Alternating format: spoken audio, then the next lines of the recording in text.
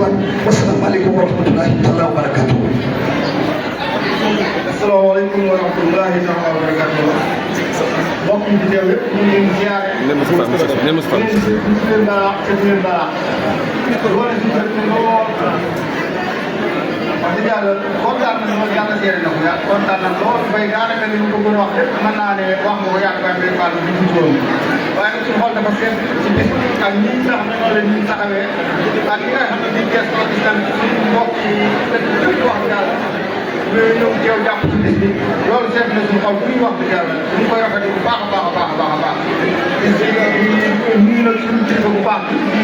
sa yëba bu ñëw léegi ci kanam wax dëgg yàlla doon nit bu baax a baax a baax nga xam ne islam rek ko ñor daal seen bés bi mënoo xam ne daal loolu moo wax kenn bu ci rek mën koo seere kenn mën naa wax rek kii ba seere bi dina boo war a kii la def ba xool kii la gën a jàpp lépp lépp la boole loolu doon na nit boo xamante ne nii daanaka moo war a bis bi daa am na comportement boo xam ne bu ñu meloon yaakaar naa bis bi mën a am ndax bis boo xam ne da ngay maanaam ñëpp a ji ñëpp gën a teg waaw bu ñu koy defee ak rek ñi leen ñu ko def kon yaakaar naa ne am lu mu mat lu am solo li ndax boo ko amee dana tax lépp loo ko nga def ci dëkk ba dana ko yombal loo wax yàlla li ci des itam maa ngi ñu monsieur le maire bu baax a baax di ko jox sama nuyoo joxal na ko monsieur le préfet ak mboolem ñoo xam ne ñu ci administration bi ñëpp ñu ngi leen di ziare ci jox nuyoo chef de village yi sama baay Badara Kayde sama nijaay ak sama baay yi si ñu toog ñu ngi leen ñaanal yàlla sàmm leen li nga xam ne dégg la dégg ko fu ñu koy yéene àggali màggali ko foofu di wax ci turu chef de village yi maanaam mbégte mi nga xam ne am nañu ci bés bi ci sant képp koo xam ne rek yaa ngi foo mën a rek ñoo ngi lay sant di leen gërëm di ñaan dëkkandoo yi tamit bàyyi mbay baax naa wax ne ñu bëri ñu gën a jàppante waat gën a doylante waat kenn ku nekk da nga xam ne ñu ko war a fi waxee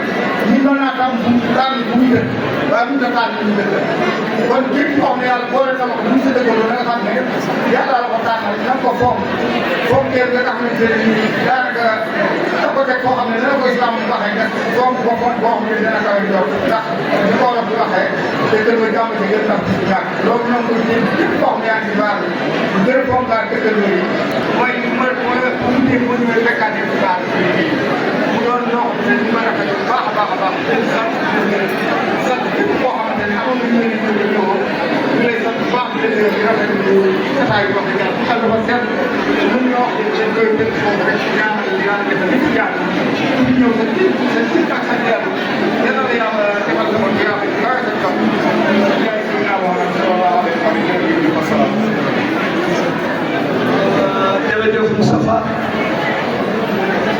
waaw da ngeen di ànd ak dégloo ndax jataay bi bu dégloo amul dara du sotti ñi ci ginnaaw nanu déglu Moustapha jërëjëf Baye Khalifa